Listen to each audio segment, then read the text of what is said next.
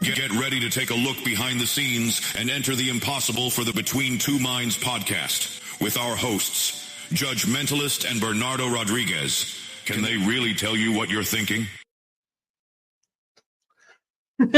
What's going on, everybody? This is Judge Mentalist and Bernardo and special guest Lauren. Hi. Lauren's a new friend that we met here at the Rochester Fringe Festival. Lauren is a performer at, how many Fringes has it been now? I think this is number 7 for me. Number 7. Now, I know we did Baltimore and Charm City for the After Dark last year, but we consider this to be our first Fringe, so... Yeah. The rookies and the veterans here in the house. So we wanted to take the opportunity to chime in, introduce anybody out there that is watching this or happens to find it. We are pretty much at the midway point of the 2024 Rochester Fringe. Yeah, that's probably fair to say. Midway. Yeah. Sunday to Sunday. Yeah.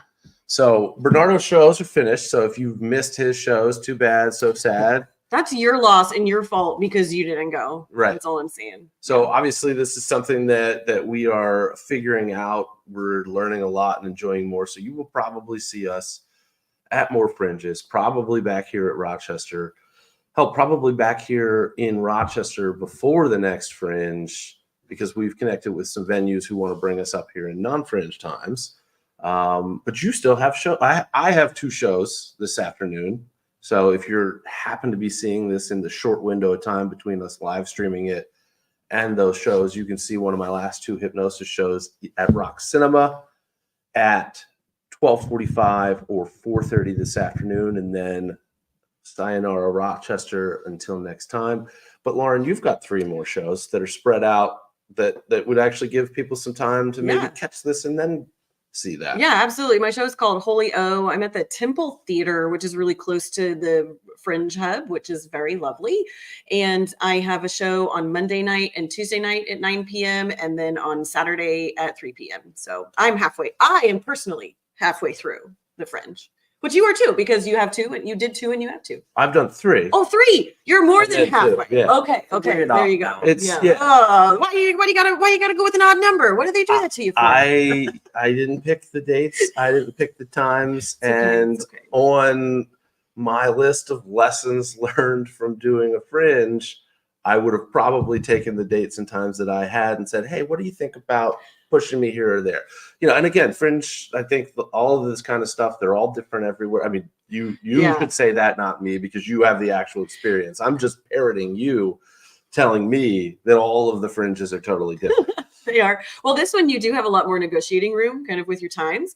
A lot of Fringes will schedule and say, these are your performance times. But if they're doing that, then they're scheduling everybody and they're spreading you out with your times and making sure everybody gets some good times, everybody gets those crappy times, and so you don't have as much leeway. But this Fringe, because the venue manages you have a little bit more negotiating, I would say, kind of not power but opportunity. Yeah, I mean, breaking down his 4 shows, 3 of them were at 5 o'clock, and then the final show was at 7 o'clock on Friday the 13th. How was that? Did it kill? Was it so great? So here was the breakdown. A minuscule handful of people, because also that first 5 o'clock show was the first day of the Fringe. Right. I was telling Jordan, our mutual friend, I was telling him, I was like, oh yeah, I saw Bernardo's first show. He goes, no, that was his second show. And I was like, oh yeah, because I was on day 2, and I was like, bless it. Oh, you had...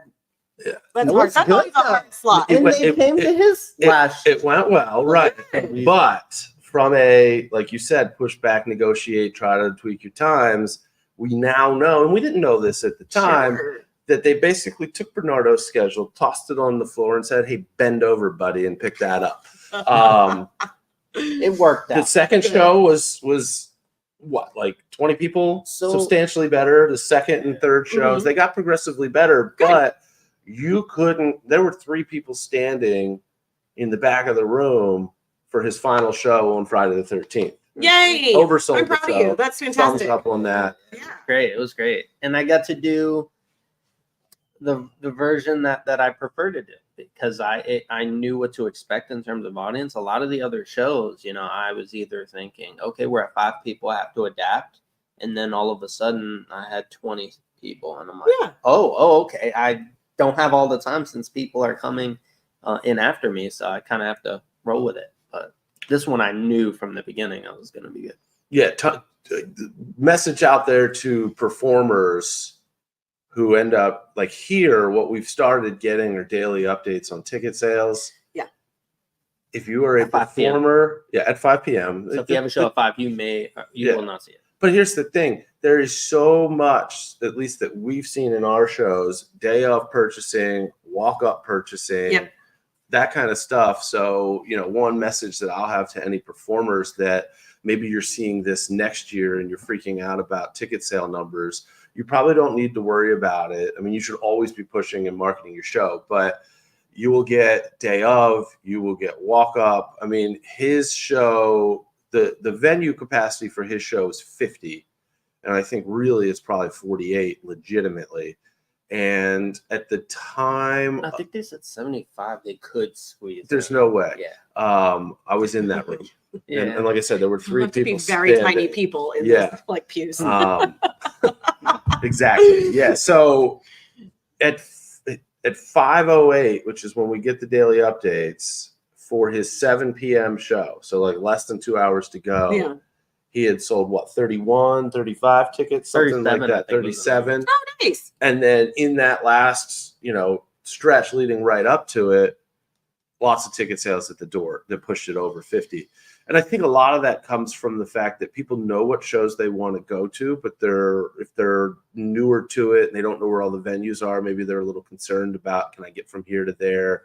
Is there going to be time to do it between the shows? Yeah. Things like that. I mean, you had people in that final show that sat in the room thinking that, hey, we've got another show that's right after this one. We want to be close to the door because we might dip out 10 minutes early. Yes. And then they were caught and their minds were blown and they didn't leave early. So that was good for you. Yeah. Bad for whoever's show they were probably late to. But it is what it is. So, tell us more about your show. Yeah. Well, if you were explaining it to somebody, like, how do you describe it? I'm literally the worst at verbally pitching my show. Like, I pitch it on paper really well, but I do not pitch it verbally well. I consider it a dramedy, and it explores the connection between our bodies, our spirituality, and sexuality. And it is immersive like. I say that it's like it borders between, it's a little bit more than audience participation, a little bit less than like full immersive. And so it's immersive like, and people can participate as little or as much as they like. And so that makes people feel a little bit more comfortable. That's what it is. And it's a fun show and it's a hard show. It'll make you laugh and make you cry. I had lots of tears last night at my show. It was very sweet. And there's candy, speaking of sweet. Yes, there is. That's if you choose to participate, if you're brave enough to participate, you get little special treats. So, and I did have someone tell me last night that it was old candy. He was like, this is old. I was like, still tasted good. I was like, okay, well, sorry. It's been in my suitcase for a year. So I didn't say that out loud, but I was like, okay, thanks for ruining my secret. Yeah, there we go. So how did you fall into this? Like, I'm assuming this isn't the first show you've ever performed. No, yeah. So my background is in theater. So I did my undergrad was in theater. I do improv. I'm from Houston, so I do improv in Houston, which is why I have a lot of improvised parts in my show because I really like that, and I like talking with the audience, and so that's a part of the show. I had not done Fringe before, but I wanted to write the show and I wanted to take it to Fringe. That was just where I felt I wanted to go and be. And it's nice because, I mean, now you are self-producing, but it's a pretty low barrier, if you will. And it's nice to travel and go to larger fringes where there's already an audience built in. And so your ticket sales are a little bit better. And I'm not having, like, if I was at home, it's like you're having to get a facility or beg somebody to put your show on and that kind of thing. So I get to do my own thing and I get to do what I want and I don't have to audition. And I don't have to try to, finagle being in a play. And so, I get to do my own thing. I like it. Which is wild because there's such a spread of not only different types of shows, but the way, like, we saw, I don't know, a week and a half before leaving to come to Fringe, I think it was on Instagram, I was seeing a post from one of the productions where they were auditioning people to be in it. And I'm like, this is Fringe is in 2 weeks, kid. Was it? I do know what you're talking about. Oh my god! Was it a scripted show? Yeah. But still, because there's a few. There's one show here, but she booked that earlier, so it's not the woman show monologue. Oh gosh, now I forgot the name of it. The monologue, or the women monologue. Something. And so she's from Tennessee, and she casts locally. That's a super interesting strategy. Oh, wow. So she's taken the show to like 4 or 5 different, I think, Fringes this year, and so they rehearse over Zoom, and then they all get together when she gets in town, and they have rehearsal, and it's easy to do that because it's all just monologues, right? So but it is not that. And then I was talking to somebody last night that's doing like a 24-hour play, like they show up right at Saturday, Sunday. So yes. I talked to so I can see why somebody would be auditioning, maybe, but you're saying it was a scripted show, and this appeared to be a scripted show. Good for that. I can't remember which, but it was like a recognizable theme. Oh, like something from pop culture that they were doing a stage adaptation of. I don't know whether it was a play or a musical, but there was literally, and it also could have been that it was an old ad running, maybe because that stuff seems to linger around longer than it should. But especially when you just start following somebody. This is me following. That's what I do. So once you start following somebody, like, you'll see some of their older posts sometimes. So maybe that was it. But it definitely felt fresh to me. Like bro. Maybe they had somebody drop out. Like, let's give them the credit. Like maybe and they were like, what are we gonna do? We're gonna put an all call out and loop this person in. Right. Maybe they only had 5 lines. I'm gonna give them the benefit of the doubt. That we're going with that. We'll go with that. But I mean, there are people who are up here. These are not necessarily refined shows. Some people are experimenting with new material, and then there are also for those who might be watching this because of Bernardo and I and the mind reading community, you're probably very well familiar with Banachek, probably one of the most well-known worldwide mind readers. He did 3 shows here. Well, he did 2, and he's got one more today at 2:30.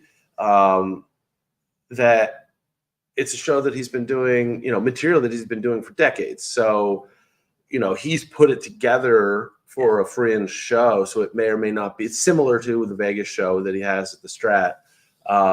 But there are changes because he can't do everything that he would do there. And he also has a tighter time slot and things like that. But for the most, so it's a wide stretch of, like you said, there's somebody out there that wrote a play yesterday and will perform it today. And that's kind of the whole, it's like a play in 24 hours or something? Yeah, and that's a common type of like art form, or like, 24-hour film project, or, something like that. And so then what you're getting, I think, if you're an audience member. They just started rehearsing a couple hours ago. But Fringe is always a mixture. And this festival they call it bifurcated. That's a new word to me. I learned that this year. But it's partly curated, mostly curated, but a lot of Fringes, there's like lotteries. So it's just, did your number get pulled? And you never know what you're going to get at Fringe. Like, did you waste an hour of your life? Or was it the best hour of your life? And you don't know. You roll a dice. So that was a concept, because I've applied to some Fringes that were lotteries, and I've decided not to apply to some Fringes that were lotteries. And I'm like, so there's not even like a pre-vetting process to make sure that you actually have a show. Like, what stops me from applying to a Fringe that's a pure lottery, getting selected, and putting a fucking meatloaf on a plate under a spotlight and letting it sit there for an hour? If that's what you want to do, then that's what you want to do. And that is totally fine. The concept behind Fringe, when Edinburgh started, was that they were taking the barriers down for entry into theater. And that still is the case because especially after COVID, it's very hard for theaters. Like if you're in your local community and there's a theater there, it's very difficult for them to do new work because patrons want to go see stuff that they know and that they like and that they're familiar with, or particular subject matter. Maybe audiences don't always want to be pushed really hard on like material wise.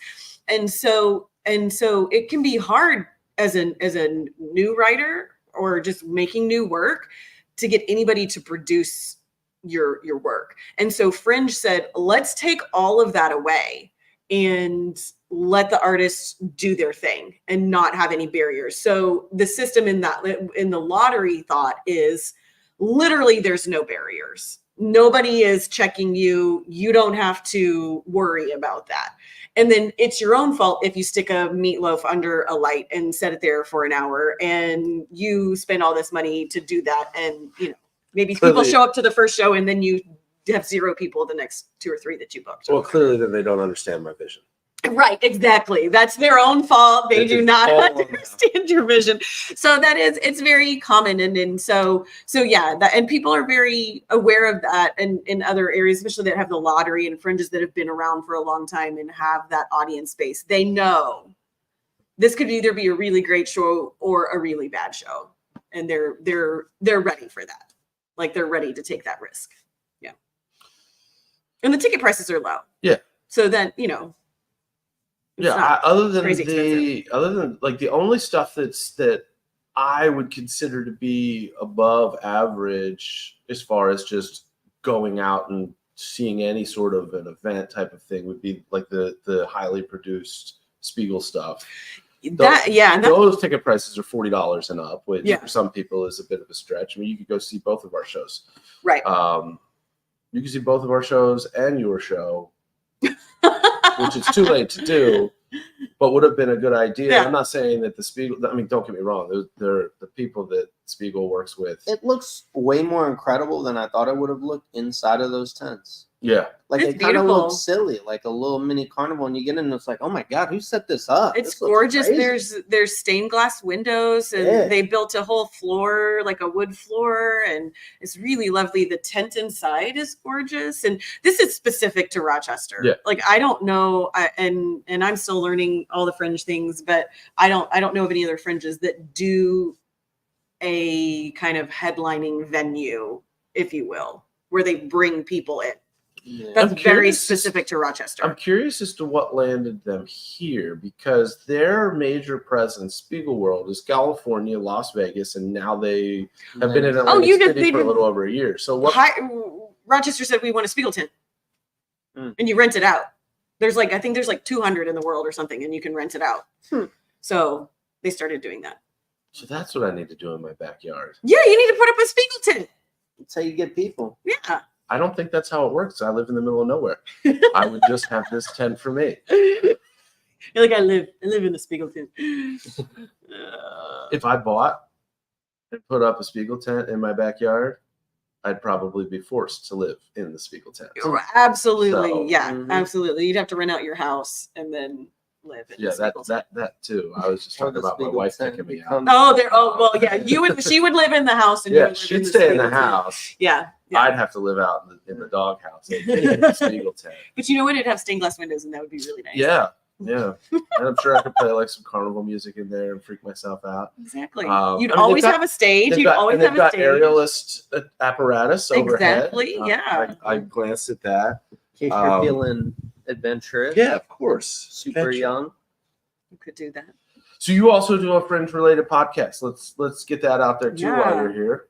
I am in my first season. I host a podcast called What the Fringe, and it's just audio, and where I sit down and interview other Fringe artists. And so I love it. I love talking to artists. I love hearing about them and cheering them on and what they're up to. And so a lot of times I'll have people on that I've seen their shows, and so then I can talk pretty intelligently about that if I've seen the show.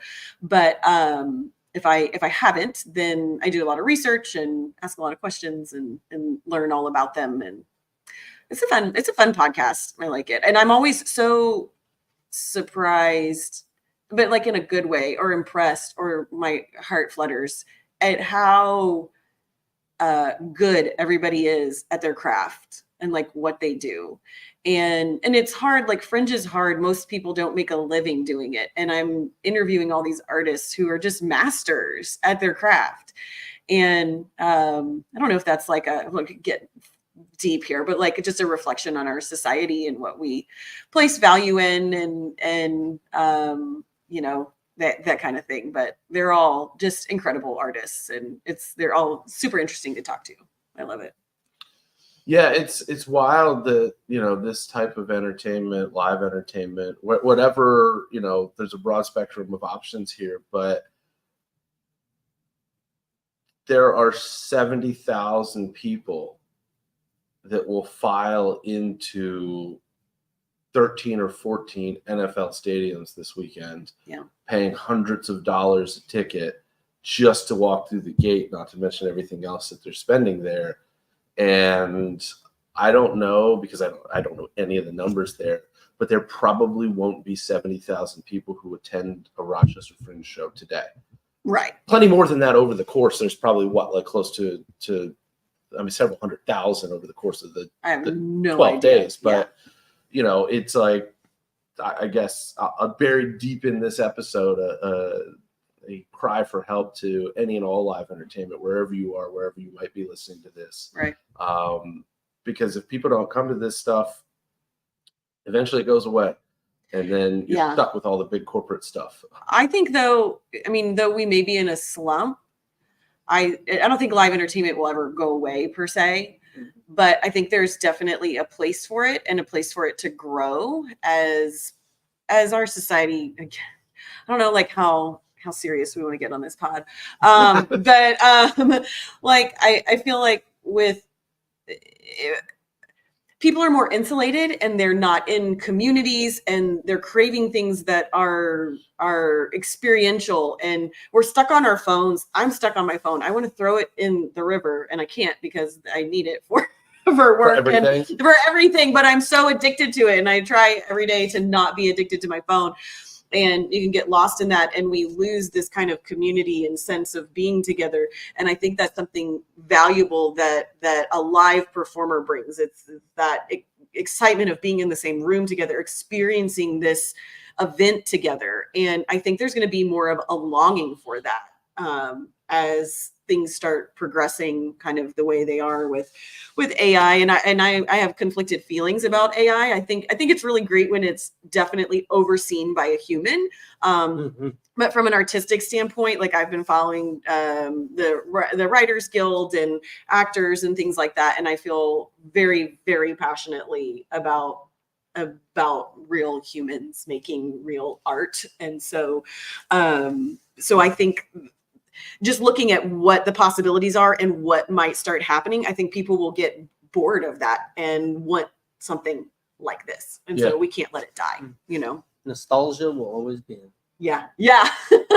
Well, and providing, a unique experience. I mean, all three of us are performing in shows that are unique experiences for everybody that's in the room. And important for the people to be in the room. Yeah. There's no, like, my shows all of our shows are interactive. That's not something that you can watch. I have people ask me all the time, "Oh, can I watch your show online?" I'm like, one, no, I'm not doing that. And then two, it doesn't translate very well. Like it just doesn't translate well unless you're in the room with me. And so let's make it be in the room together. So, and I know a lot of people buy the show video from my hypnosis shows afterwards, but it's still nothing like being in the room. Right. And of course, if you're buying and watching that video afterwards, thank you, by the way, because I make almost as much money on those videos as I do some of these shows. That's fantastic. So again, thank you for that. Buyhypnosisshows.com, little plug there. You're not volunteering and coming up on stage and having, because with my show, right. And well, that's just a safety thing. But like here in Rochester Fringe, I've had a smaller stage in my venue. So I've only been able to bring 6 people up on stage as volunteers. So if you're coming to one of the shows this afternoon and you want to volunteer, sit up front so you can get there, because there were people that couldn't even get to the stage in time. Yesterday in the second show, I think there were people that literally talked to me ahead of the time before the show, asking me a few questions to make sure that they were good to go up there. And then they didn't make it up on stage because they couldn't get there fast enough. But each and every one of those people on stage is having their own show. It's a completely different experience that, you know, when you're in trance, everything that you're seeing, feeling, and hearing is drawing off of references that you have, some from the suggestions that I'm giving you, but that the paint on that picture comes from your mind. So everybody gets a completely different experience. You're watching that video after the fact. Thank you again. You're just seeing what happened in that room. You're not there. You're not feeling it. It's a different thing. And I think that's the case. You know, I mean, you can't bottle the amazement that people feel with your show. It just, and same, there's such a personal, intimate level to your performance that you're not getting that on a video after the fact. Well, I want people to come see my show. Yeah. My show's still pretty new, so I don't want you watching it online. I feel that. Get that Netflix contract, right? Then you can watch it. There we go. We'll go to Edinburgh and back up that truck. Give me the check, right? And, get a show produced. Edinburgh lottery too. It's more like this. You apply to the venues, and then, but a lot of them, like, I mean, I haven't been to Edinburgh, so I'm going to speak. Maybe not. Haven't been? I thought you were just there. No.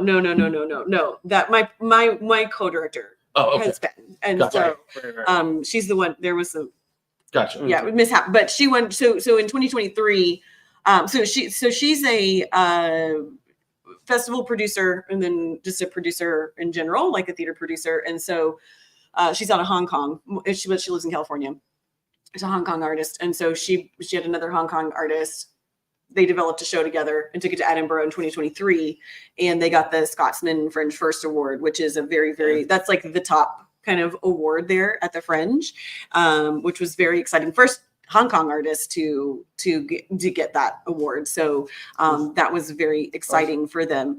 But a lot of people, like, if you get a Scotsman's Fringe First, it can change the trajectory like of your career. And so because it's a big deal. And that's for the show that you're doing.